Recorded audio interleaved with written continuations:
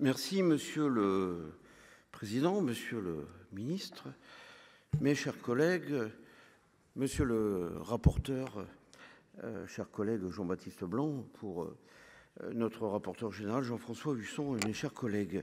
Alors, il y a dans notre hémicycle deux visions opposées de l'économie. La première qui tire ses hypothèses des ouvrages de Karl Marx et souhaite une économie administrée par l'État.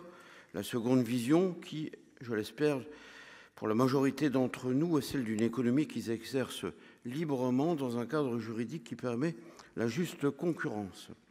En effet, comme Frédéric Bastiat avant nous pensons que la concurrence est la liberté et l'absence d'oppression.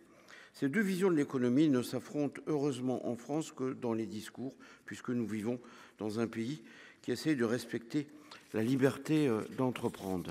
Donc j'invite bien sûr les collègues qui le déplorent ou le regrettent à comparer la réussite du dirigisme économique de la Corée du Nord aux dégâts de la liberté économique de la Corée du Sud.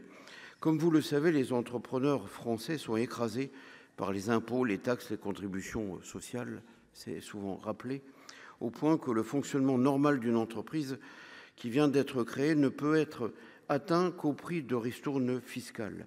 C'est donc cette pression intense des prélèvements obligatoires qui nous a conduit en 2008 à un régime dérogatoire pour les micro-entreprises que le public connaît comme étant celui des auto-entrepreneurs.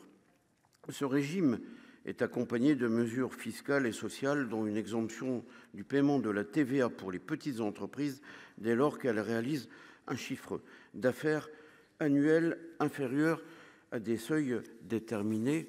C'est le travail aussi de la mission Flash qui a été réalisée par le rapporteur général et nos collègues de la commission des finances, je dis en liaison avec notre présidente de la commission des finances.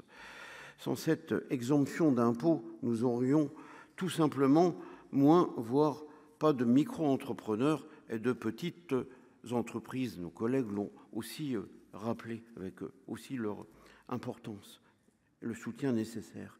Il faut donc maintenir cette exemption d'impôt et nous pourrions même, dans un autre véhicule législatif, débattre d'une exemption pour de très nombreuses autres entreprises. Il me semble que notre économie ne s'en porterait que mieux.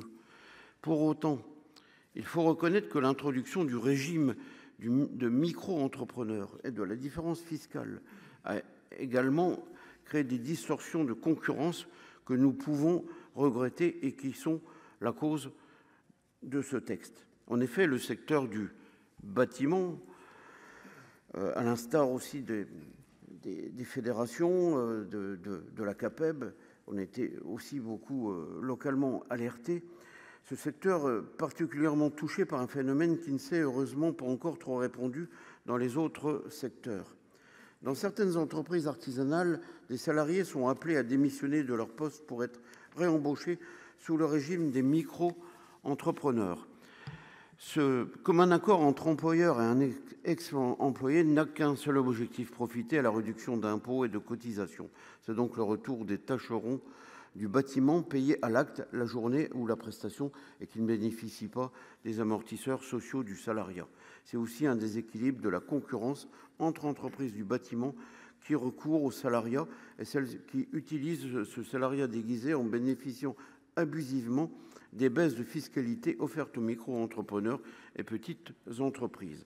C'est la raison pour laquelle le Parlement a maladroitement essayé de légiférer l'an dernier sur ce sujet important.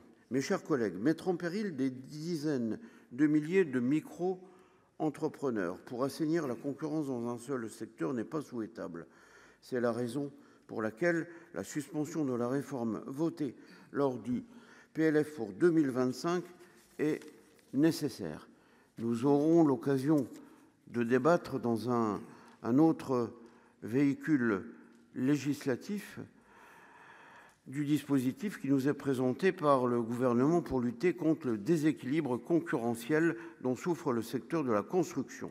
Il est notamment proposé un taux différencié pour le bâtiment. Si ce dispositif vise simplement à rétablir la juste concurrence au service de la liberté économique, il aura notre soutien. Mais si son objectif était seulement de créer de la ressource fiscale nouvelle, alors nous ne pourrions pas nous y associer.